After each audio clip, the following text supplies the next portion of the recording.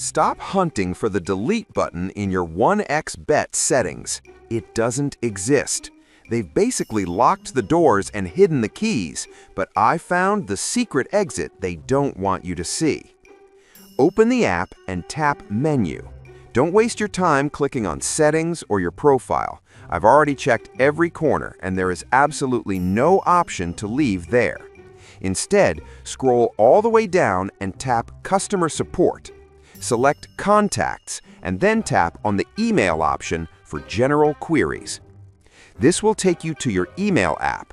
Now write the shortest breakup letter of your life. In the subject line, type Delete Account, and in the message, simply say, I want to delete my account. Hit Send and wait for them to finally let you go. If this tutorial actually managed to get you out of that trap, leave a like so the algorithm knows you're finally a free person. Also, comment the word 1xBet below so I know you made it out alive.